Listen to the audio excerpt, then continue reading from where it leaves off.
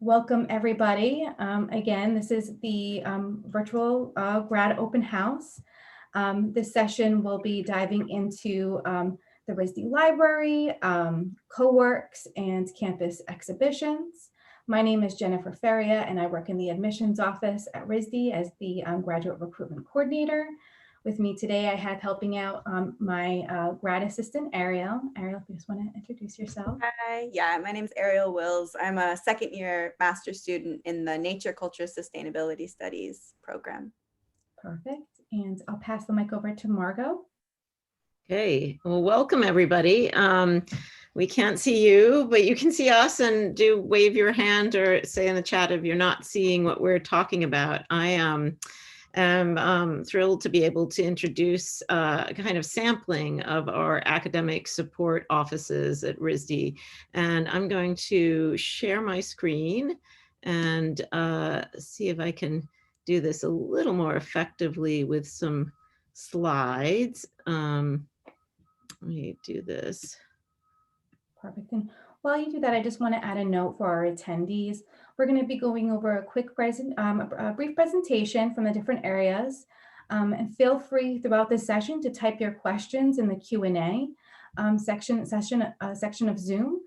We will have time to answer questions at the end. So no need to wait. Feel free to type those questions in now. Great.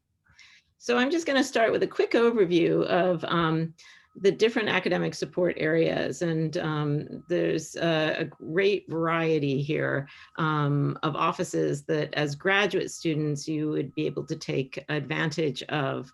The libraries is a division that includes not only Fleet Library, which is the main art and design library for campus, the main campus library, where the research library, where the museum library, and along with the Fleet Library, RISD Libraries, and I, as Dean of Libraries, also oversee the Edna W. Lawrence Nature Lab and the Center for Arts and Language and campus exhibitions.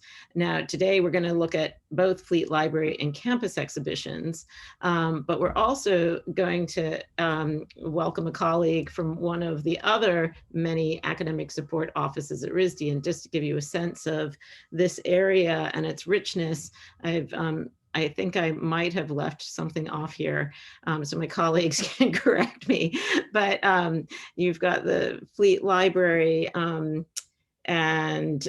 Nature Lab, Center for Arts and Language, campus exhibitions, and I just realized we also have the Color Lab, which is the newest addition to this system of support offices. David Kim is here from Coworks, which is actually under the Office of Research and Strategic Partnerships, which oversees both Coworks, the Center for Complexity, and our Career Center. Out there also,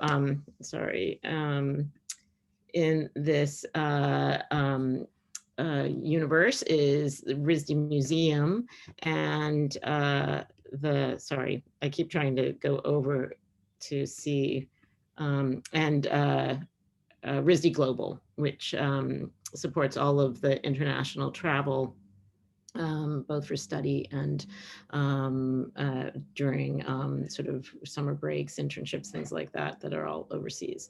So let me just give you a quick overview to start of Fleet Library.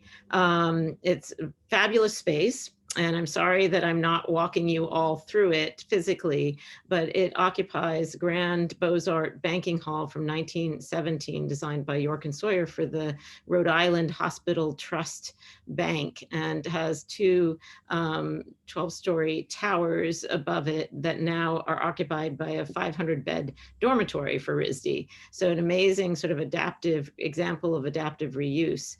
Our main circulating collection occupies the first floor in this adapted banking hall space, and the library has about 150,000 volumes, give or take, a few thousand, and a good number of those occupy this floor. That's our circulating collection. On the main floor of the library, we also have periodicals. We subscribe to around 300 titles that are currently subscribed to, but have many more in our past periodicals. And we have a zine collection. We have on open shelves the last few years of our graduate theses, which is an important resource for those of you thinking about coming for grad programs. And Ellen's going to talk more. My colleague Ellen Petritz, who is also on the call with me, is going to tell you more about that kind of resource in a minute. So this is the sort of main area. We call this the living room in the library, and it's really kind of a hub of activity. In addition to the circulating collection that you see here, again, from another view, and some of the workspaces on the first floor. There are some of our little carols as well. We have special collections. We have the second floor of the library is occupied by our special collections, archives. Here I show you part of our artist book collections that are pop-up books or mechanical books. In our Visual and Material Resource Center, we have material samples that circulate and are fairly encyclopedic. Everything: ceramics, glass, metals, textiles, organic and inorganic materials that apply to all disciplines. A lot of material collections are limited to the building trades, but at RISD we try to have a more encyclopedic approach, and really all the majors can find resources in our materials collection on the second floor, which you see just a sample. And so finally, I just wanted to say that along with the sort of physical collections, we also have a number of electronic resources, and that's been a big area of focus and growth this year. Like probably all of you, most of us have been working from home most of the time in the last 6 months, and so Ellen and the rest of our colleagues in the library, we've all been devoting a lot of time to developing those electronic resources. Subscriptions, databases, all of that. And I'm sure Ellen will talk about more.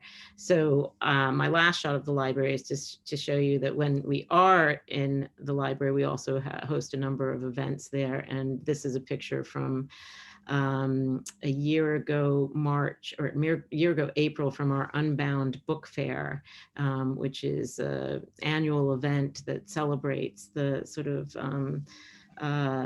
of studio-made book and other publications like zines and so forth. So it's a really wonderful event, tracks people from all over the Northeast, and that also kind of shows off how we use our spaces. I'm going to, I'm going to hand it over to Ellen now to talk about specifically the resources in the library that are important for grad students. And then I'm going to come back after Ellen speaks, and then David's going to talk about Coworks, and then I'm going to talk a little more about campus exhibitions. Okay. Great. Hi, everyone. Can you hear me? Yes. Great. Thank you.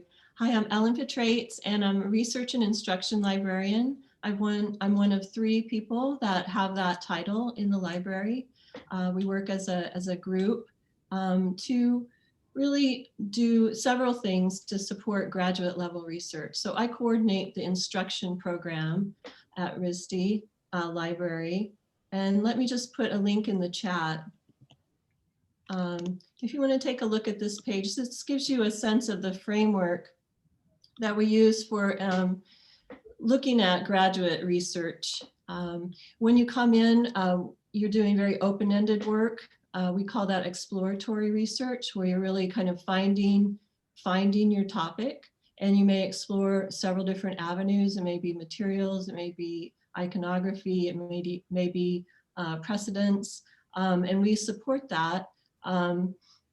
We also want to make sure that you select tools to organize your research early on so that you can capture all that interesting exploratory work that you do. we have collections that may not be evident when you search the catalog, so that we've made a lot of guides that point you to those, such as artist writings is a huge genre that's very important and can inspire people as writing becomes part of your practice, or as it becomes, you know, part of your thesis work. So that's the kind of the first part of the thesis work, exploratory research. And then you get into really the critical time where you're doing guided work, where you're really focusing on your thesis topics. And so we support that work by working individually with students. We can also work with you the first year, but oftentimes it's that second year or the second part of your program where you're really delving in and you need to go beyond the library's confines and look at bibliographies and other libraries and other resources. So in that phase, you may be looking at models for art and design research. So we have an extensive collection of books. And one of the things that I do and my colleagues do is we keep track and we pay attention to the questions that you're asking and the exhibitions and the themes that are kind of coming up on campus. And we reflect that back in the selections we make for the collection. So as we're teaching, as we're working individually with students and faculty, and then we're putting that back into our knowledge of how to develop the collection. And the collection is very focused on the disciplines that are taught at RISD. So that's our support.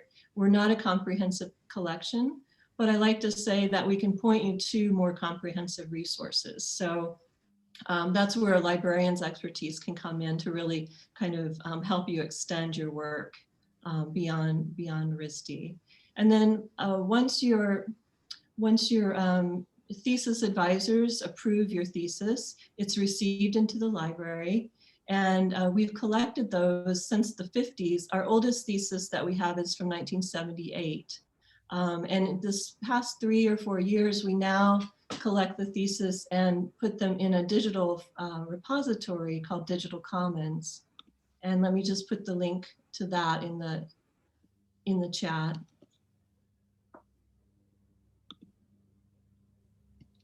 And so if you wanted to get a sense of what a thesis looks like, you can look at those. Of course, they're PDFs. We also collect the physical thesis. And again, we've been doing that since the late 70s. And we have an index that's more extensive than what's available in Digital Commons, the index to grad thesis. And I'll put a link to that as well. So when you ask a question from one of my colleagues or myself, we carry this knowledge of what's been done before at RISD in terms of the thesis. We can point you to very quick ways to get to thematic similarities and theses that are of interest to you. And we can really have a back and forth, a dialogue. And we work with a lot of grad students that way, from first year onward. So that's kind of a nutshell of what we do. There are many librarians in the library. We have different collections that we oversee and collect. And so when you ask a question from to me or one of my colleagues, we're very able to direct you to the right department or other materials so that you're really getting the most out of the collection. So that's the advantage of working with a librarian. I think that's all I have, Marco. Is there anything else you'd like me to talk about? Oh, I think you're muted.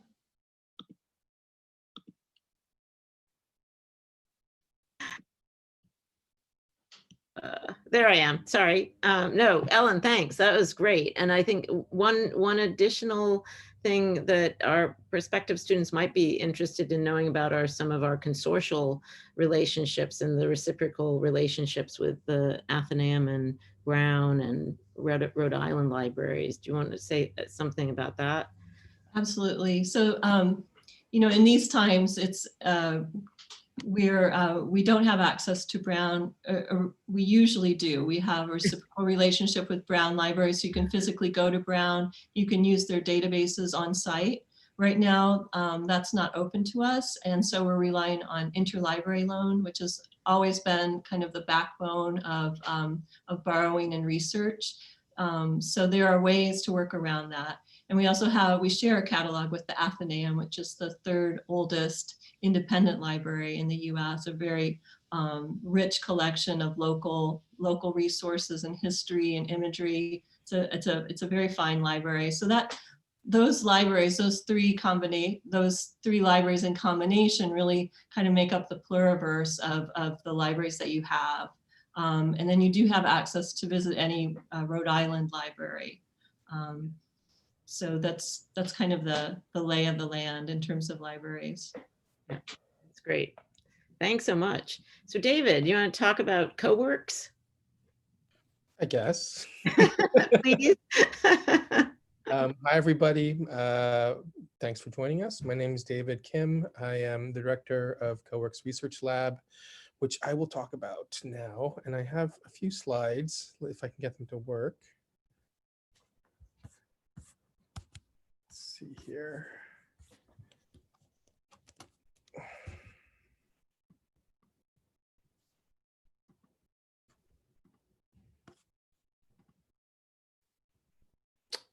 Can everyone see that? Yeah, okay, great. Well, I introduced myself. Coworks Research Lab. What is it? It is a department neutral lab for interdisciplinary research and technology in art and design. I was brought on in 2014 to launch the lab as a pilot program. And, we've steadily been developing since. Physically, we're a makerspace. Obviously, we're located on the west side of campus, which is in downtown Providence. So many of you grads, if you come to RISD, would actually be based really close by, because a lot of the grad studios are in the same building. Coworks is on the ground floor, but then some other departments are elsewhere. Programmatically, what do? We are part of, as Margot mentioned earlier, the Provost Office of Research and Strategic Partnerships. And we develop programs that, try to bridge disciplines, support ambitious collaboration, encourage experimental approaches to both emerging and traditional technologies. So it's a little bit different than, it works in concert with what you might be focused on within your own department, where it's a more deep disciplinary dive. Coworks is more about kind of the intersections between. So all of these programs are in support of those things, and the programs fall into kind of three main categories. So the first category is that we develop and run usually 3 to 5 experimental courses per semester. These courses are, they're trying to challenge disciplinary assumptions and prioritize a mix of students from all majors at RISD and often students from Brown. They're typically cross-departmental or sometimes cross-institutional collaborations. A few examples of courses like this from the past: Playing with Purpose, Designing Toys for Social Justice. That was in collaboration with Hasbro. Computer Utopias, World Building Through Coding and Augmented Reality. Alchemy Studio, which was a collaboration between RISD Glass and Brown Anthropology, combining glass and digital techniques in exploring the history of alchemy. Let's see, what else do I have here? Oh, this is just a quick shot of another example of a class that we ran a while back: Nano, Meso, Micro, Macro, Designing with Responsive Smart Materials.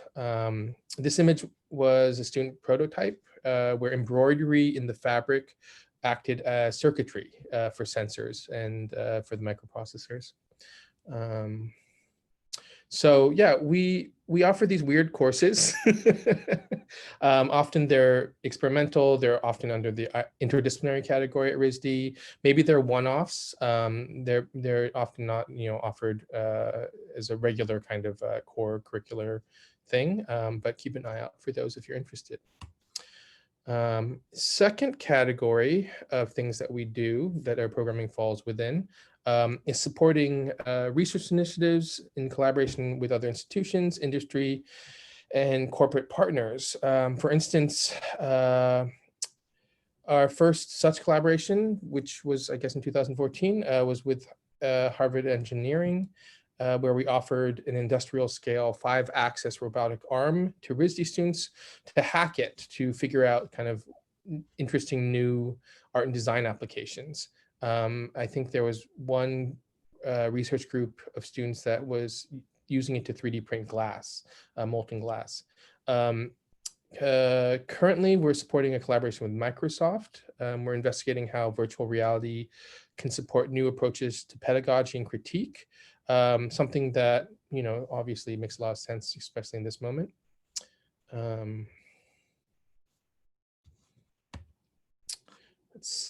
This image is actually from one of my favorite research initiatives from a few years ago.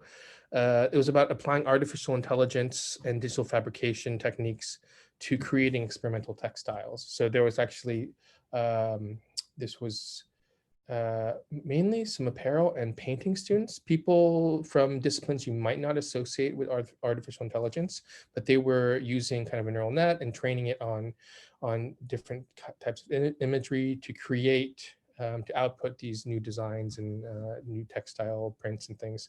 And then they turned these textiles into kind of amazing fashion line. And then more recently, over the past few years, we've been growing the third area of our programming, which is in response to student demand, peer tutoring and training outside of our courses and research initiatives.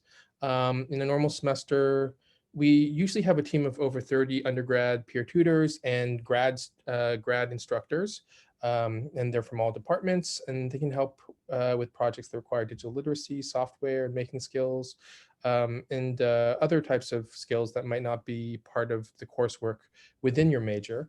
Trying to like encourage this porosity between departments and sharing knowledge with your peers from other disciplines.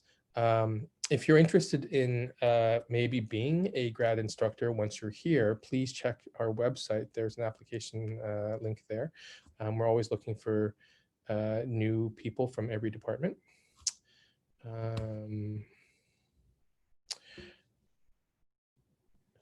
Let's talk a little bit about the technologies we have here in support of all the programs that we have. We have a pretty eclectic mix of co-located technologies.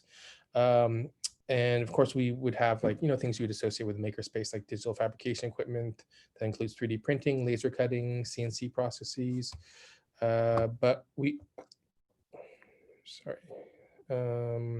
Virtual and augmented reality, physical computing and electronics, but we also really try to prioritize traditional fabrication. Quick examples like vacuum forming, mold making, and casting. Equipment that is appropriate for industrial sewing, digital embroidery, UV printing, large format printing, ceramics, and others. We're not really trying to be this advanced makerspace in the way that like fab labs often frame themselves. It's more about combining, hacking, intersecting traditional and emerging technologies. And then I think I may have lost a slide here, but I did want to talk a little bit about the fact that we support grad student teaching, which is something some of you might be interested in if you come to RISD. There, as a grad student, you have the opportunity to propose courses that you can teach generally during winter session, supported by your home department. But you can also apply to have Coworks supported as well, especially if it has more experimental making focus. So please, reach out if that's something you're interested in. And here's our website, www.coworks.risd.edu.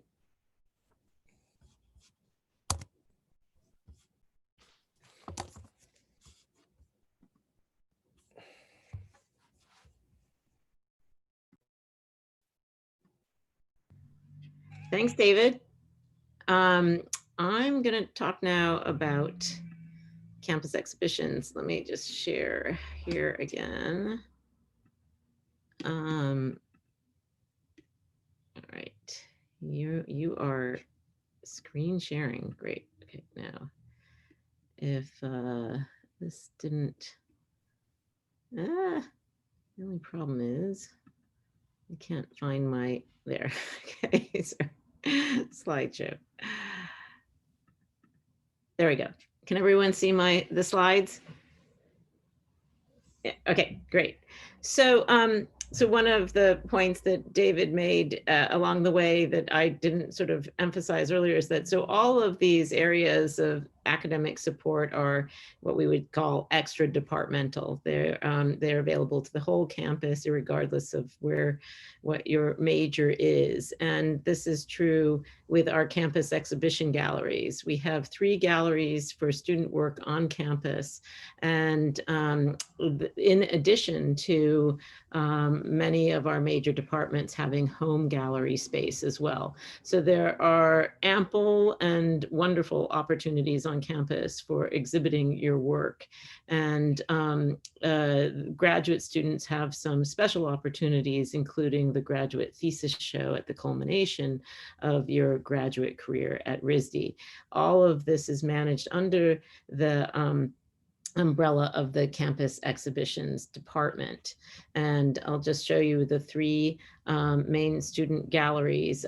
Woods Gary, which is on the first floor of a late 19th century Italianate mansion that also houses on its 2nd and 3rd floors the admissions office. Our Gelman Gallery, which is our student curated gallery, is on the 2nd floor of the Raphael Moneo building of our RISD Museum. And the Saul Koffler Graduate Gallery, which is devoted to the work of graduate students, is downtown Providence in a building that also houses our interior architecture and graduate graphic design, as well as maybe some other programs. That's reaching the limits of my knowledge. But just to show you, Saul Koffler is in the CIT building. Actually, I was just there yesterday for the industrial design graduate biennial. So every graduate student has an opportunity during their time here to exhibit in the space, generally through the departmental biennial exhibitions. That's the students work very closely to develop the sort of framework and design of these exhibitions. And here are some examples of some of the recent shows that were in this space. Gelman Gallery is the gallery that's located in the RISD Museum. And so you get very high visibility there because it's also, you get traffic from the regular sort of museum visitor as well as the sort of campus community. And Gelman is curated by students. The exhibitions are proposed. It can be individual or a team of students. And the exhibitions are chosen by a committee of students working with Mark Moscone, my colleague who is the director of campus exhibitions. Here are some of the installation shots here. All the galleries can support both sort of conventional media as well as digital media, and often include some aspect of performance or sort of events as well. And here's an example in our Gelman galleries of a discussion that was around one of the student exhibitions there.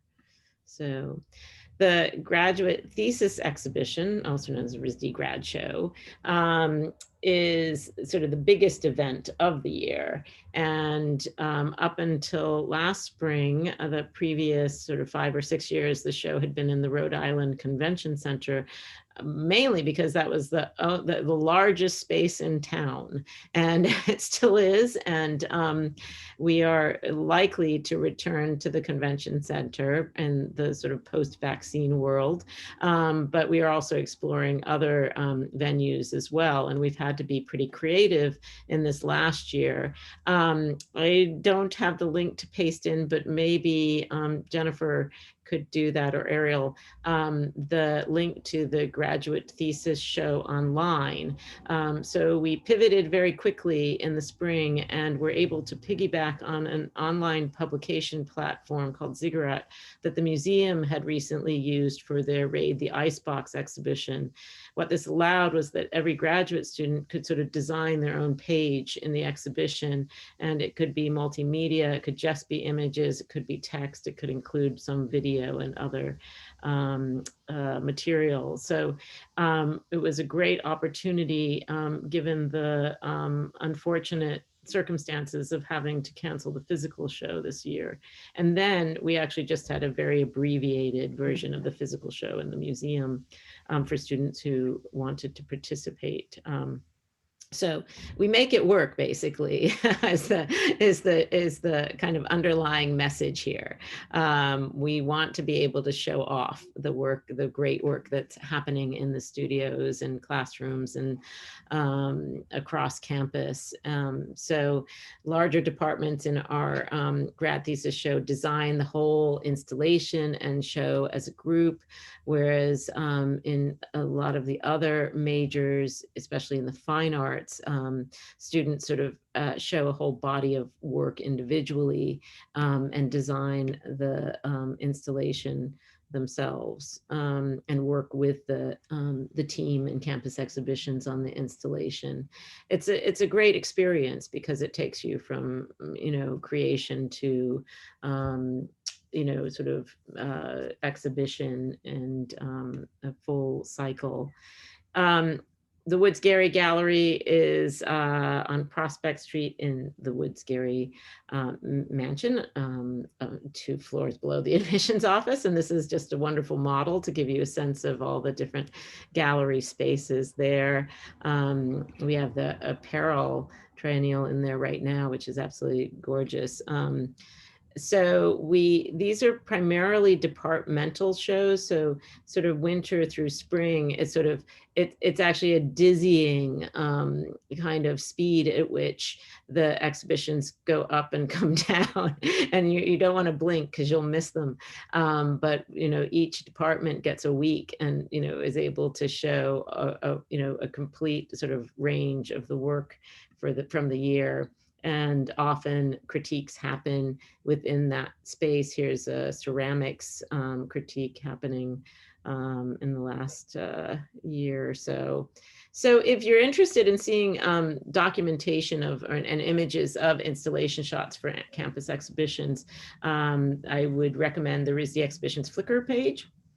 And there it was actually just brought up to date last weekend. So you'll see the most recent exhibitions there, and you can get a sort of range of what is shown. And I introduced my 3 colleagues from campus exhibitions here who are always happy to help out, even with questions around kind of installation and display outside of the official sort of exhibition schedule. So Mark Moscone, Gunnar Norquist, and Kevin Hughes there in the lower right.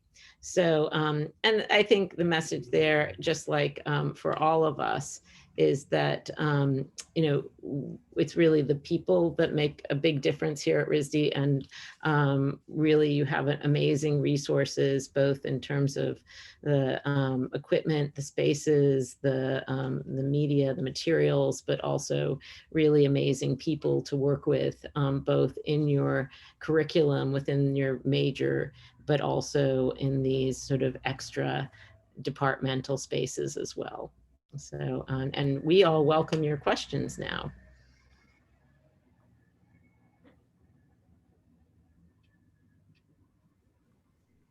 There you go. Perfect. That was wonderful. Thank you so much. All right, for everybody who is on, this is the time to start asking your questions. We have one question right now, and this is for Coworks. I believe you've seen this already, David, but I'll just say it out loud so everyone can hear it. The Technology in Coworks Research Lab, is it available to all students? Are the fees included in tuition to use this equipment? So short answer is yes, Coworks is available to all students. And yes, I guess I could say yes, fees are included in tuition. There's generally not an additional charge to use the equipment in Coworks. To give a little bit more detail,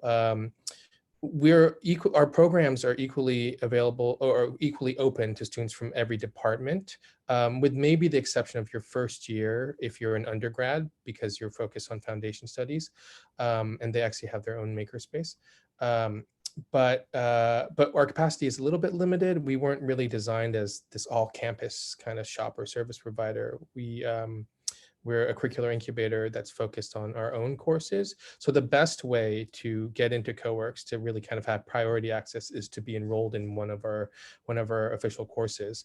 But beyond that, we actually make everything as open as possible through our peer tutoring program, through our other programs. So as long as you go through kind of one of our programs, you would have access to the equipment. And then to build on fees, we don't charge for any of our equipment use, but sometimes there's a material cost, and that's we have to charge for that in some cases, but we keep that as low as possible.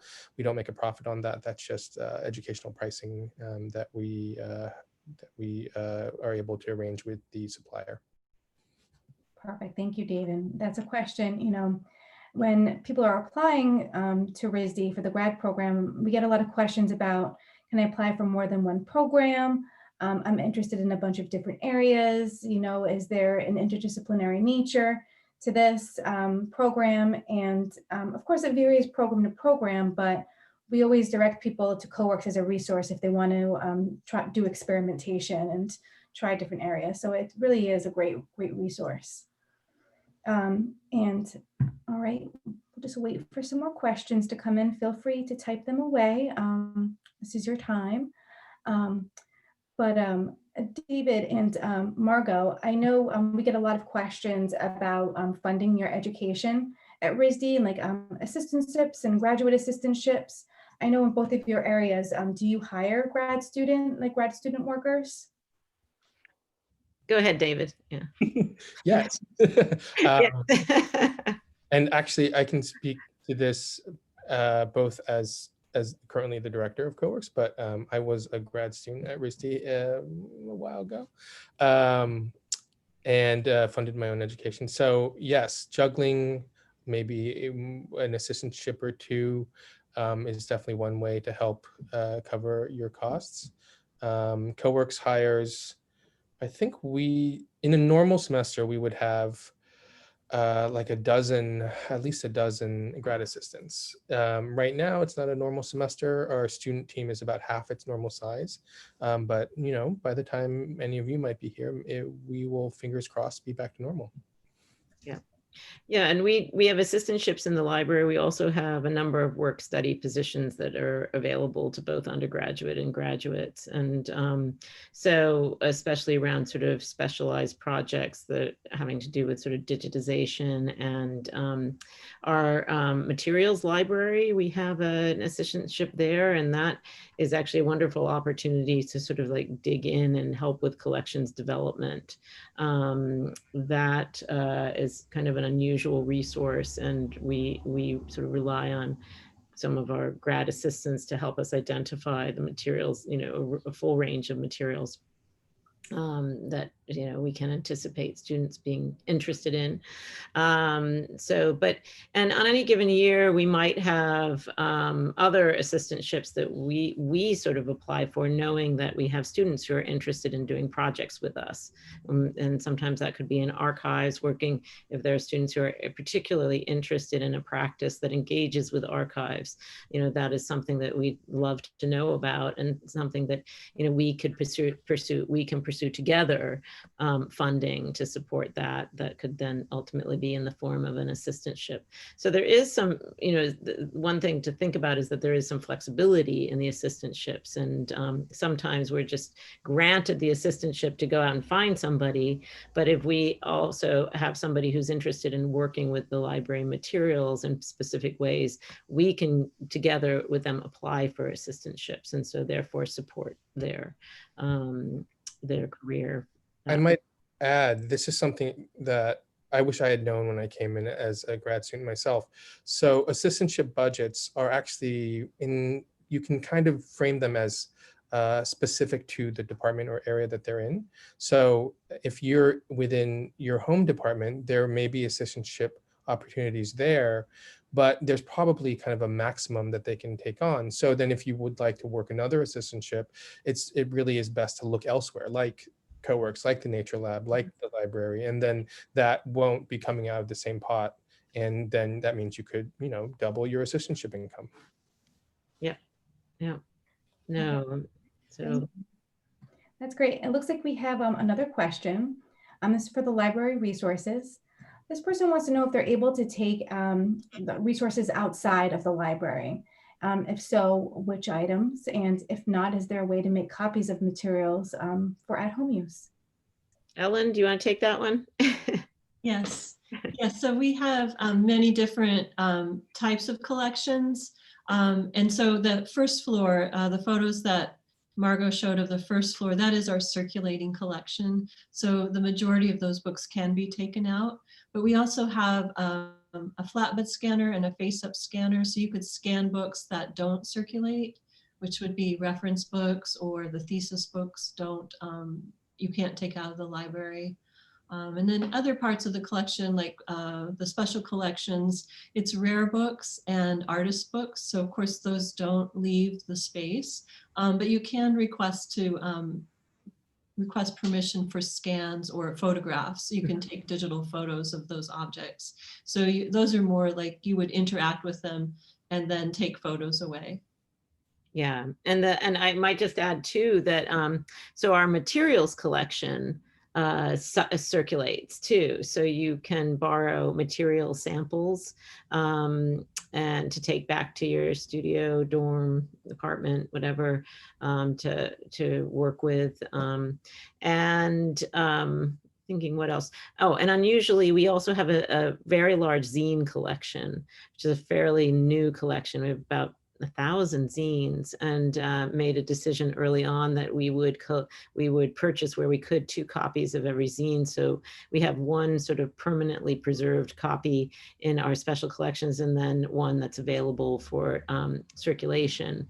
So, and on the topic of borrowing, I might also put a plug in for the Nature Lab. For those of you who might not have been on the Nature Lab tour, we have a natural history specimen collection that you also can borrow from. So it's pretty unusual to have a specimen, lending library like that. And so you can take a little taxidermied guinea pig home with you, or starfish or a bone of some sort, and use that for your work as well. So so lots of material opportunities around campus to borrow and be inspired by. That's great.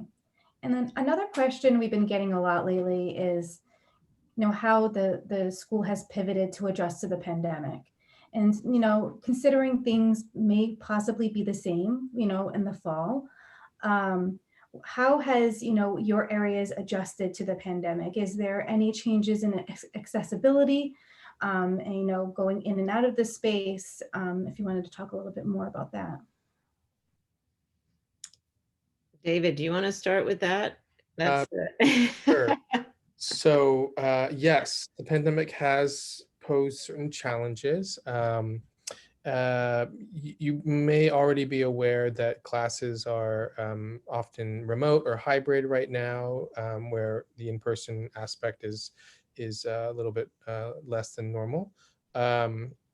Similarly, Coworks Lab, we're prioritizing access for our official courses, so students enrolled in those courses. And then our peer tutoring program right now is only online. Normally it would be in person, but right now students that are not in Coworks courses but would like help with coding or software or even analog making can book time with one of our peer tutors or grad instructors and have, kind of a session online. I'm trying to think what else is a little bit different.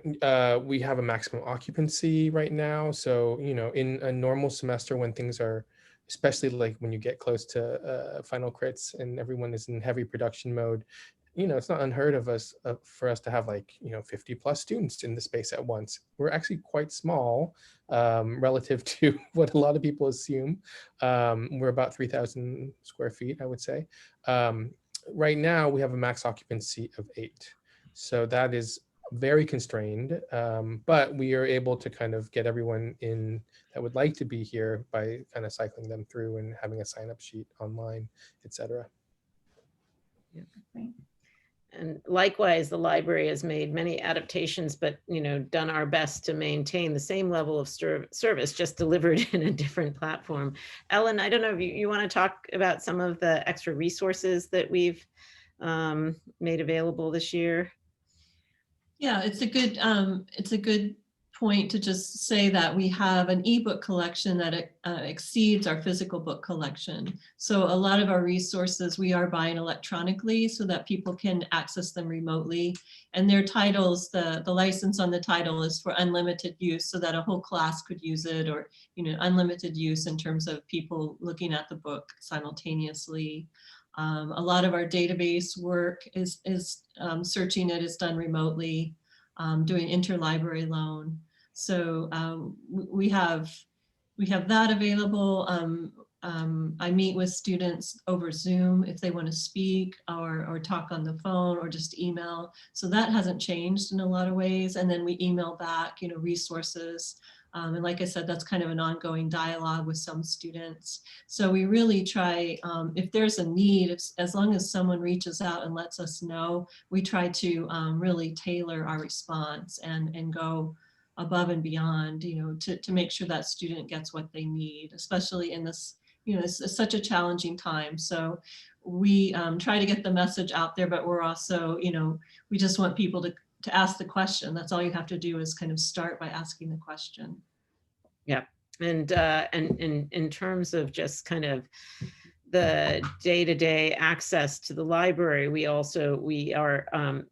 open to the RISD community by appointment right now, and there's sort of self-scheduled appointments. And so instead of just being able to come in and openly browse, you do have to sort of think ahead and book a seat. It's more like working at a special collections library at this point, where you come in, you have to sort of plan ahead. But we've actually been able to meet most the demand for our capacity is meeting demand, and hugely popular is the service that we instated of contactless pickup of books. So you can request materials ahead of time to be waiting for you at the front of the library to just pick up and go. And that's been a really terrific and helpful service as well, something that we hadn't offered before. So we've had to be creative and just sort of figure out how to make things work. But we've been largely responsive to the needs of the community and been able to get people most of what they need to keep going with their research and practice. And I'm really kind of excited and proud of that. So yeah. That's great. Thank you, Margot. We have another question. This is a general question, and I can kind of speak to this, but this person wants to know how somebody would go about pursuing a graduate assistantship. And to my understanding, they would go through student financial services through student employment. Is that correct? So my experience when I was a grad student and from the other side now is that graduate assistantships within your home department usually are part of the financial package financial aid package that you're given, and it's kind of discussed after you're accepted, but before you attend, and kind of figured out like what skills do you have and what needs does the department have and how do they match, and then you'll have that kind of as part of your financial package. But then if you're interested in also taking on an assistantship outside of your department, those are more like, you know, jobs that you apply for. So you reach out to the library, to the nature lab, to wherever, and see what opportunities they have, and there'll generally be some sort of application process. Yep. Perfect. Thank you, David. We have another question that came in. This person wants to know if you plan on expanding any facilities or resources. By the way, as a standard, my perspective of librarians is that they are gentle and helpful people. We do our best. Yes, and I would say that is true for all my library colleagues, and everyone else in academic support.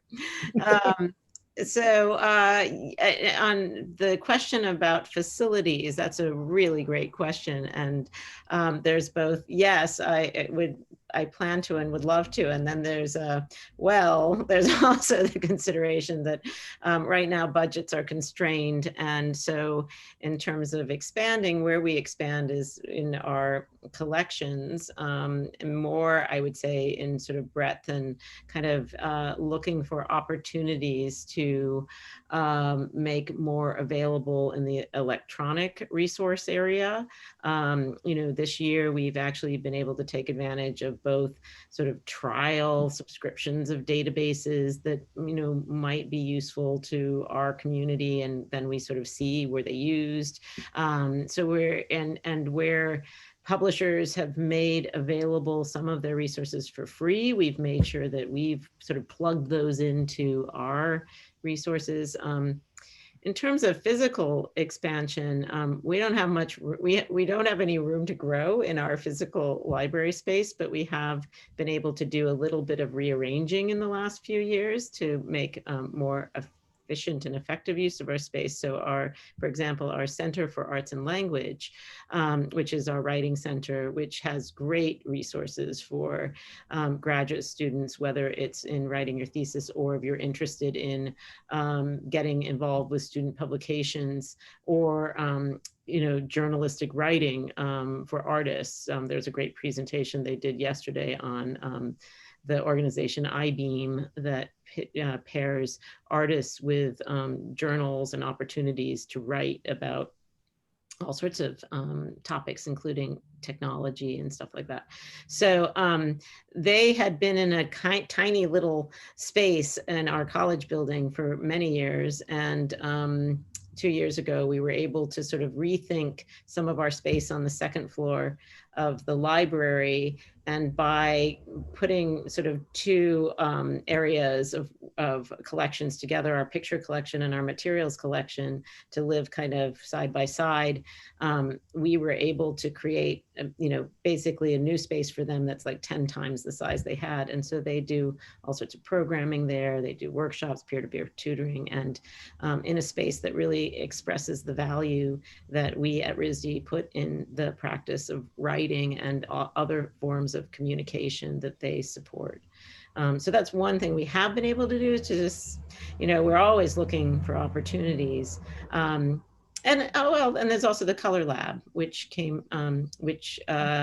is now a sort of little over a year old and occupied what was the old mail room, and has wonderful sort of storefront windows on our Main Street campus, and a little bit of front sort of visible exhibition space. Right now, we've had to share that with a central print lab for COVID adaptations. But, so we're always looking for ways to use space to expand opportunities and resources. So that was rather long-winded, but I hope that gives you a flavor of we don't sit still here.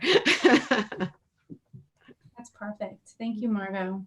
And I just also want to mention too, so we get so many questions about showing grad students want to show their work, on campus. And one thing that I do want to, you talked about exhibitions, is that the galleries are open and they're open to students. They're not open to outside visitors, but they are showing work. Is that correct? Well, in normal times, as we are, and again in the sort of post-COVID, post-vaccine world, all of our student galleries are open to the public, and so they aren't, the audience, the potential audience reaches far beyond the RISD community, and Providence is a really engaged. Has a really engaged population, and the arts are very much appreciated here and engaged with at all different levels. And so you do have folks coming to the galleries from outside of campus, and especially in our Gelman Gallery in the museum. But yeah, no, it's really good exposure actually in our spaces. And we get gallerists from New York and Boston and elsewhere in the Northeast visit our shows as well. So yeah, great opportunities. That's awesome. All right, I think there's no more questions coming in. I think that will do it for our session. I just want to thank you all for taking the time for being here today. If you have any questions about these resources after the session, feel free to email admissions@risd.edu, and I can feel free to forward them along as appropriate. But yeah, that will do it today. Any last minute notes? No? Well, good luck to everyone. And it's all of us have been through this process and know that it takes hard work to apply for graduate programs and even to investigate them, and even harder now. So please do feel free to reach out to any of us if you have any questions that could help make that process a little bit easier. And we're happy to respond. Perfect. All right. Thank you so much, everybody. All right. Catch you at the next session. Good Bye. luck. Thank you.